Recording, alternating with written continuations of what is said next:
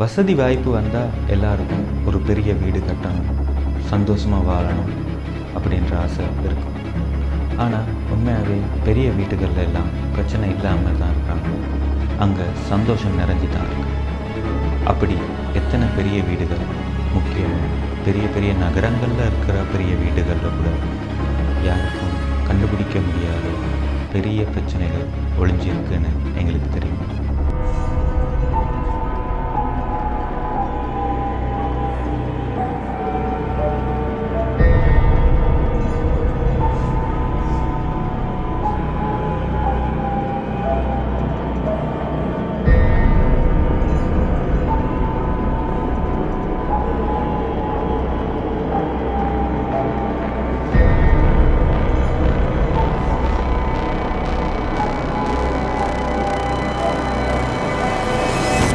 இன்றைக்கு நாங்கள் பார்க்க போகிறது இலங்கையோட தலைநகரான கொழும்பில் பம்பலப்பிட்டி பிரதேசத்தில் இருக்கிற ஒரு பாலடைஞ்ச ஒரு பெரிய வீடை பற்றி.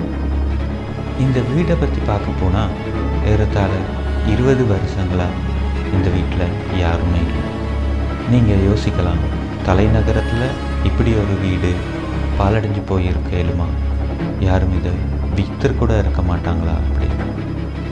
ஒரு காவலாளி கூட அந்த வீட்டில் தங்க முடியாத ஒரு நிலைமை இருக்கிற நேரம் எப்படி அந்த வீடை விற்க முடியும்? இந்த வீட்டில் கிட்டத்தட்ட 20 வருஷங்களுக்கு முதல்ல ஒரு கணவனும் மனைவியும் சந்தோஷமாக வாழ்ந்து கொண்டிருந்தாங்க. அவங்க நடுத்தர வயதில் தான் இருந்தாங்க. அவங்களுக்கு குழந்தைகள் யாரும் இருக்கல. அவங்க 2 பேரும் இந்த வீட்டில் ஒரு வேலைக்கு இருந்த ஒரு அம்மாவும் தான் இருந்தாங்க. அவங்க அப்படி வாழ்ந்து கொண்டிருக்கிற நேரம், அதுவும் முக்கியமாக பெரிய பணக்காரங்களோட வீடாக இருந்தால் உள்ளுக்கு இருக்கிறது வெளியே தெரியாமல் தான் இருக்கும். உண்மையாகவே அந்த வீட்டில் இருந்த பிரச்சனையும் வெளியே தெரியாமல் தான் இருந்துச்சு. அப்படி இருக்கிற நேரம் திடீர்னு இந்த மனைவி இறந்து போகிறாங்க. அதுக்கு காரணம் என்னன்னு பெருசாக யாருக்குமே தெரியலை.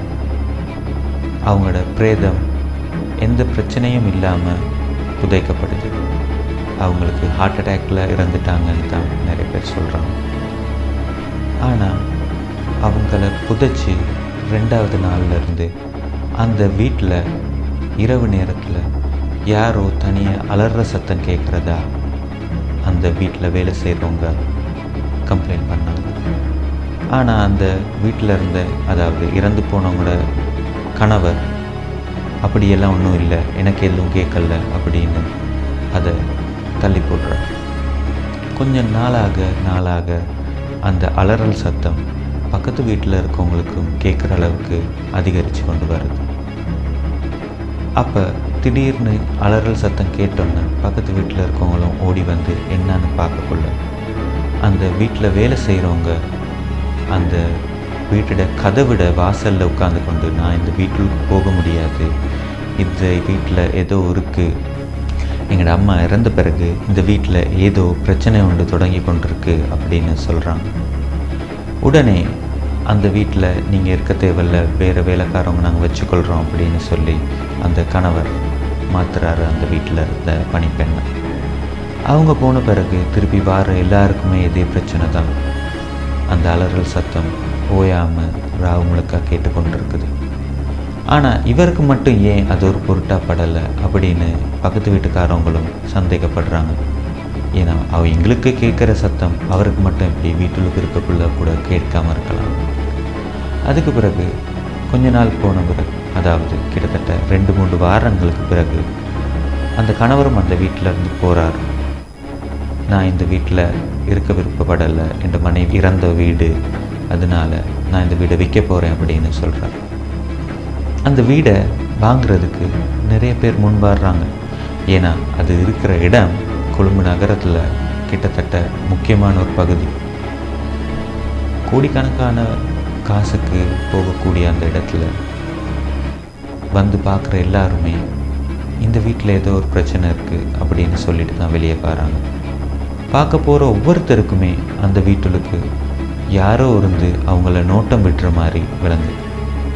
உண்மையாகவே அந்த வீட்டில் அப்படி ஒரு பிரச்சனை இருக்கா, இல்லாட்டி வெளியில் இருக்கவங்க சொல்கிற கதைகளை நம்பி அந்த வீட்டுக்கு போகணுன்னு அவங்களுக்கு அப்படி தோணும். இந்த பேய் ஆவி இந்த கட்டுக்கதையெல்லாம் நம்ப மாட்டேன் அப்படின்னு சொல்லி அந்த வீட்டுக்கு புதுசாக ஒரு காவலாளி வரார். அவர் வந்து சொல்கிறாரு, நான் இந்த வீட்டில் தங்கி இந்த வீட்டுக்கு காவலாக இருக்கிறேன், எனக்கு பிரச்சனை இல்லை, எனக்கு பேய் மேலே நம்பிக்கை இல்லை, பேய்னா பயமே இல்லை. ஆனால் வந்து 2வது நாளே அந்த காவலாளி திரும்ப அவரோட ஊருக்கு இரவு பஸ்ஸை பிடிச்சி ஓடிடுறார். அந்த வீட்டுக்கு இருக்க அலறல் சத்தம் அவரால் தாங்க முடியலை. உள்ளுக்கு போயிட்டு பார்த்தா யாருன்னே தெரியலை, ஆனால் ஒரு உருவம் அதுளுக்கு அலறிக்கொண்டு ஒரு ஓரமாக இருந்து அழுகுது அப்படின்னு அவர் சொல்கிறார். இப்படி பிரச்சனைகளுக்கு நடுவில் அந்த வீட்டை யாருமே வாங்குறாங்க இல்லை. இன்றைக்கு அந்த வீட்டு பக்கம் யாருமே போகக்கூட பயப்படுறாங்க. கொஞ்ச நாள் அந்த வீட்டு ஓரமாக சிறுவர்கள் விளையாடி கொண்டிருந்தாங்க. ஆனால் அப்படி விளையாடுற சிறுவர்களை கூட யாரோ உள்ளுக்கு இருந்து ஒரு பெண் கூப்பிடுறதா அந்த சிறுவர்கள் அது பிறகு சொல்ல தொடங்கினாங்க.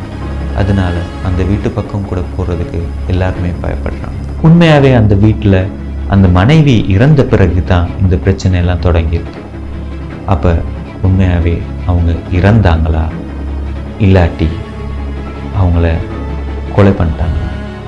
ஏன்னா பொதுவாக சொல்கிற ஒரு விஷயந்தான், கொலை பண்ணுனா அந்த ஆவி அந்த இடத்தையே சுற்றி கொண்டு வரும். அப்படி இல்லாட்டி மனசில் நிறைய ஆசையோடு இருக்கிற நேரம் ஒருத்தர் இறந்தால் அவங்களோட ஆவி அந்த இடத்துலையே சுத்தம். அந்த வீட்டில் இருக்கிறது அந்த மனைவியோட ஆவியா இல்லாட்டி அந்த மனைவி இறந்து போனதுக்கே காரணம் அந்த வீட்டில் இருந்த ஆவியா? இன்றைக்கும் அது ஒரு கேள்விக்குறியாகவே இருக்கு.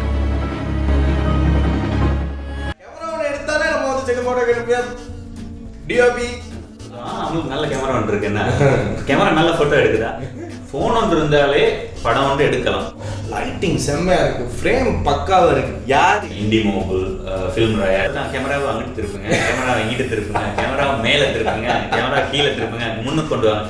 இதுங்களுக்கெல்லாம் வந்து டெக்னிக்கலி வந்து டேர்ம்ஸ் இருக்காப்பா. இப்போ வந்து அது அப்கிரேட் ஆகி ஈவன் ஷார்ட் ஃபிலிம்ஸாக இருக்கட்டும் அதுக்கு கூட அந்த லெவலில் இல்லாமல் ஃப்ரேமில் கதை சொல்ல ஆரம்பிச்சிருக்காங்க அப்படிங்கிற ஒரு.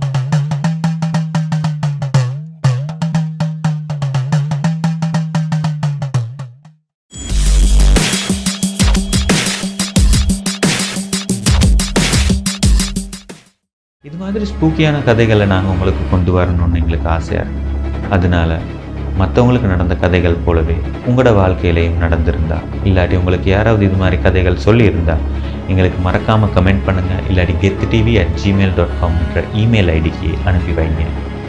இதுக்கு முதல்ல நாங்கள் ரிலீஸ் பண்ண வீடியோஸ் நீங்கள் பார்க்கணுன்னு ஆசைப்பட்டீங்கன்னா மேலே இருக்க ஐகானை ப்ரெஸ் பண்ணி எங்களோட பிளேலிஸ்ட்டில் நீங்கள் பார்க்கலாம். மறக்காமல் கெட்3வை சப்ஸ்கிரைப் பண்ணுங்கள், இந்த வீடியோவை லைக் பண்ணுங்கள், உங்களுக்கு பிடிச்சவங்களுக்கு இதை ஷேர் பண்ணுங்கள்.